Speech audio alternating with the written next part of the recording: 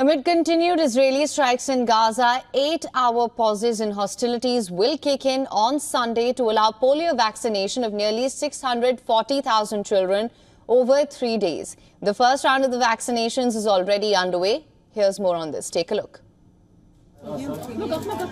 Children at Nasser Hospital in Gaza started to get vaccinated against polio on Saturday, ahead of the planned start to a United Nations campaign.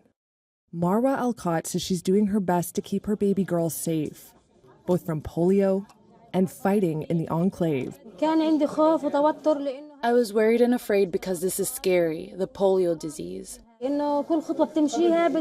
Every step we take, we thank God that we are safe, because of the strikes, jets, and everything happening. Underscoring the risk in the area, Palestinian health authorities said Israeli strikes killed dozens of people on Saturday, with clashes in Gaza's central and southern areas. In a statement, the Israeli military said it continued to operate in the central and southern Gaza Strip. The UN is due to start vaccinating some 640,000 children on Sunday. It will rely on daily 8-hour pauses in fighting between Israeli forces and Hamas militants in specific areas of the war-torn territory. World Health Organization officials say at least 90% of children need to be vaccinated twice, 4 weeks apart, for the campaign to succeed. Gaza's Deputy Health Minister Youssef Abu al-Rish said teams would try to get to as many areas as possible, but added the daily pauses may not be enough to guarantee enough children are reached. We call for a real ceasefire so that this campaign can really succeed, he said. The vaccination push comes after confirmation that a baby was partially paralyzed by the type 2 polio virus, the first case in the territory in 25 years. But the effort faces huge challenges in Gaza. The enclave has largely been destroyed by nearly 11 months of war. Nearly the entire Gaza population of 2.3 million has been displaced, and there is a hunger crisis. The conflict was triggered on October 7th when Hamas fighters attacked Israel, killing 1,200 people and taking about 250 hostages, according to Israeli tallies. Israel's subsequent assault on the Hamas-governed territory has killed more than 40,600 Palestinians, according to the local health ministry. Now, the Israeli military says that it has located a number of bodies during combat in Gaza, but the IDF has not confirmed whether any of the bodies are those of hostages. While the military says it is carrying out a process to extract and identify the bodies, which will take several hours, US President Joe Biden has confirmed that they have discovered bodies in Gaza, saying that his staff is in contact with the Israelis. My staff's been in contact with the Israelis. They've discovered bodies in Gaza. I'm not sure the exact number. They haven't taken them out yet. And in the meantime,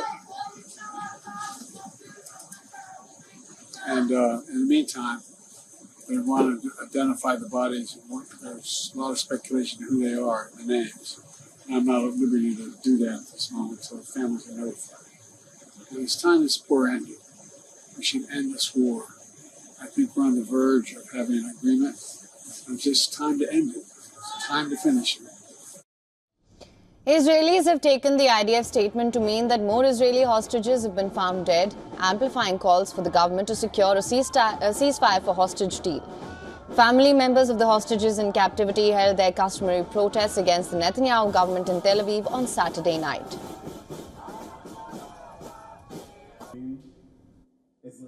We come to shout for the name of the loved ones that are still captured in Gaza.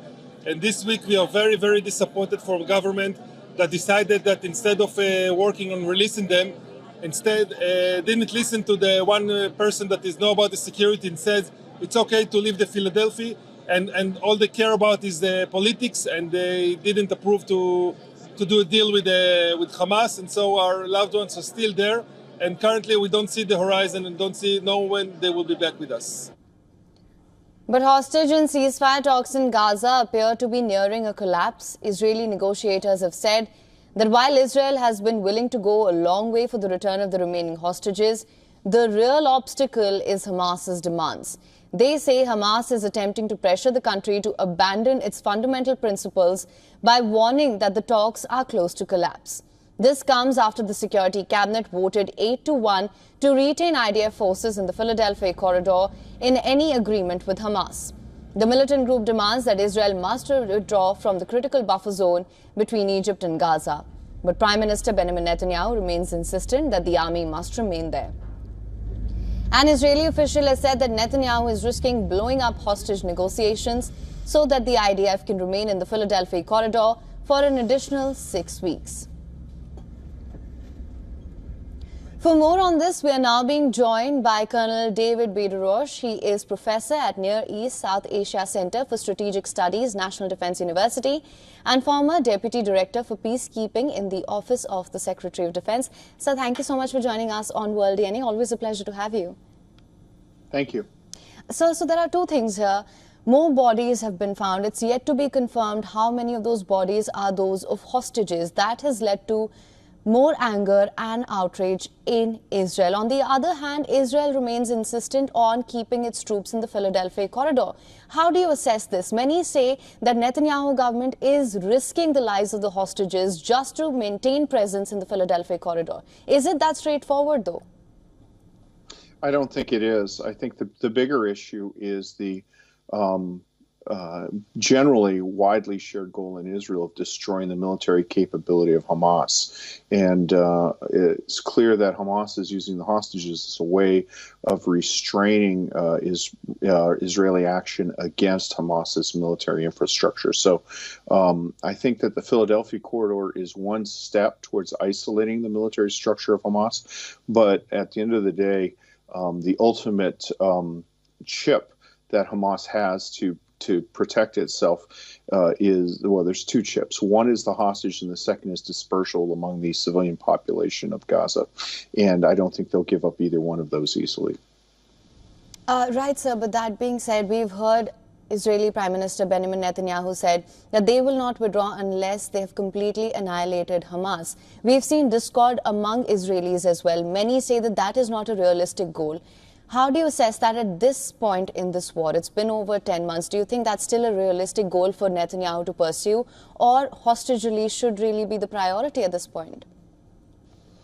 Well, I think that the rhetoric about completely destroying Hamas, I think that that's kind of overblown. And I think that the military objectives are ensuring that Hamas lacks the ability to strike into Israel and is unable to reconstitute to where it can strike into Israel.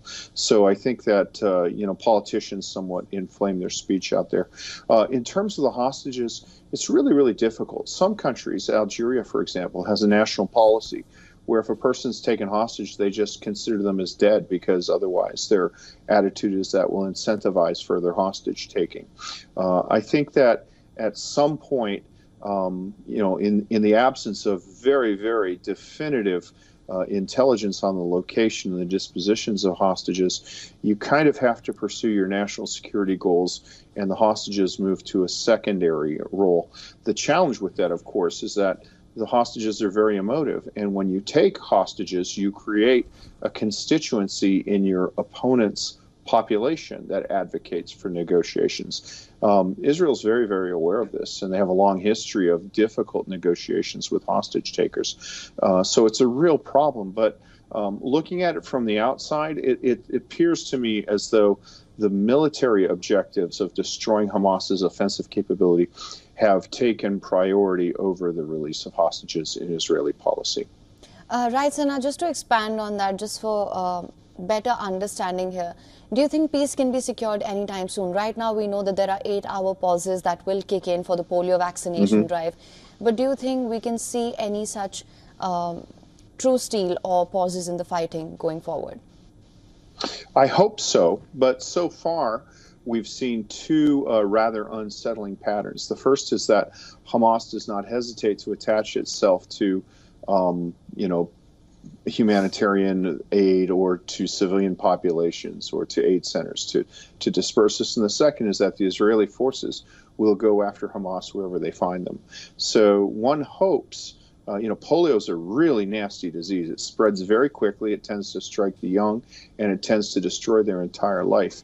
I hope that we can have something like this, and if it does work, it would be a building block for some sort of negotiation. But I haven't seen anything in the conduct of the war on either side so far that would let me to put my own money on the table saying this is going to expand into peace.